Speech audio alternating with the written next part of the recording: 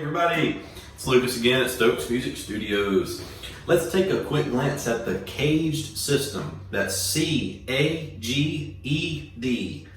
Now we're not thinking caged like a cage you might have your bird in, but we're thinking about a really unique way to see chords on our guitar.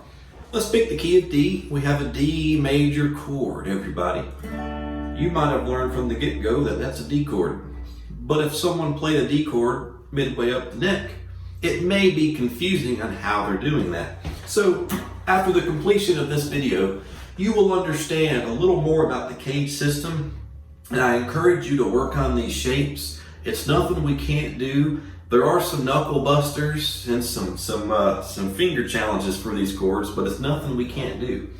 So when we're playing the D chord, that's the first step. I just chose the key of D. We're going to end here where that D chord repeats with that same shape. So let's take a look here. The first letter in CAGED is a C. So our first shape is a C shape. We all know the good old C chord on guitar. So I'm keeping our minds and ears in the key of D. But there's your C chord. It's just about the shape. We all know what that sounds like. So we learn that shape. So when we play a D chord, using our pinky on the 5th fret, grabbing that A string, I'm literally building a C chord with these fingers, 2, 3, and 4. Now my index is freed up, so that allows me to bar the 2nd fret. So I've moved the scale up on my guitar as if I'm using a capo. You could make that relation. So there's my C-shaped D chord. Take advantage of the major scale that lies within these shapes. Now don't think too much on shapes. Don't get too hung up on going, I have to play a scale that builds that C chord. You don't have to think that. You just want to think root. Listen to the sounds.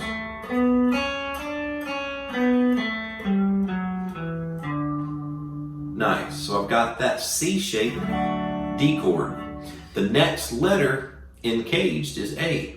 So remember our A chord, we learn like this, or we put these 3 fingers on it, or these, it does not matter.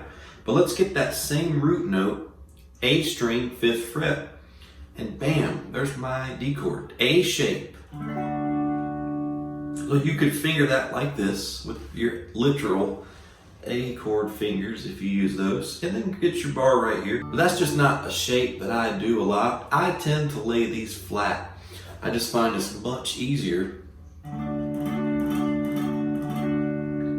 make my D chord. Good job, everybody. So on the D chord, one last thing, put your 2nd finger on that D. Take advantage of the major scale that exists right there, just 1 octave today. Now let's look at the 3rd letter in CAGED. It is a letter G. So we are on our G shape.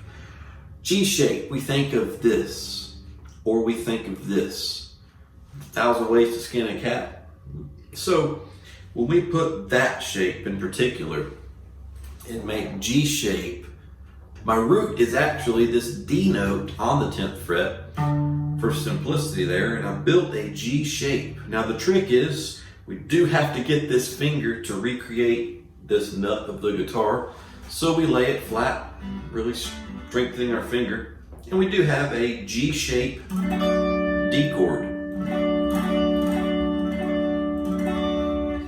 That's G-shape. Now, what you want to notice is there's a major scale, root from your pinky if you'd like.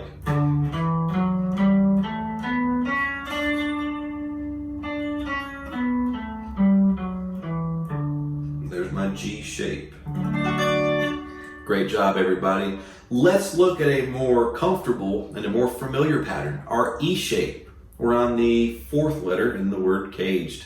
So E shape, let's think about our E chord. You can play it with these fingers, or these 3 fingers. But we get that shape, that's all E shape. So, same root note, 10th fret, big E string. I'm gonna put my bar right there, and I'm gonna build my E shape.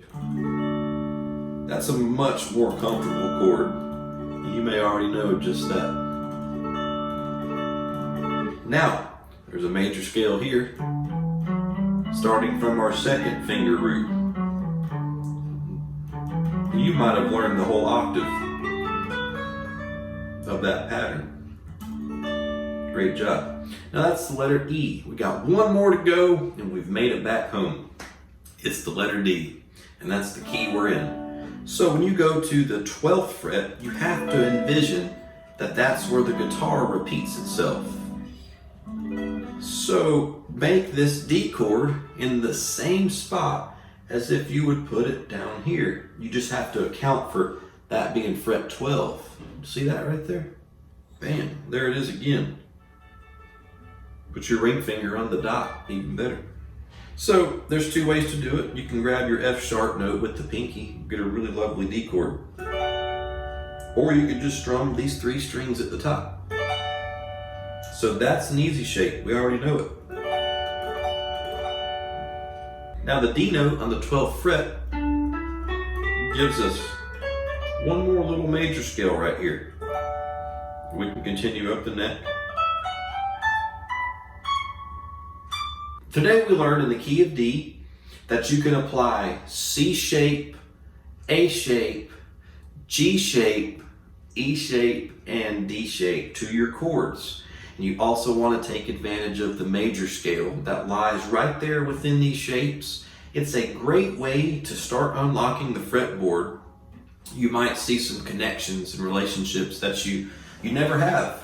You might be playing this C chord and you can see your D chord right here. You might want to just see that motion. I'm playing a C-shaped D chord, but I know my relative is B minor. So I know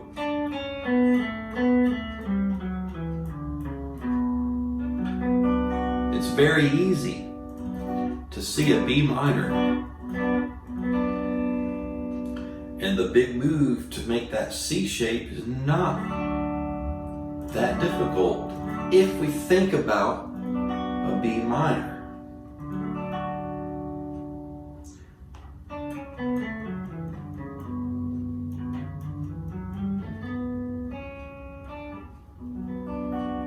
Little things to think about. When you're playing your G shape, for example, you've got this bar right here, and if you checked out my visual cue lesson, you'll see that bar can be used again. I'm only adding the new bass note, which is D again right here in the 5th fret.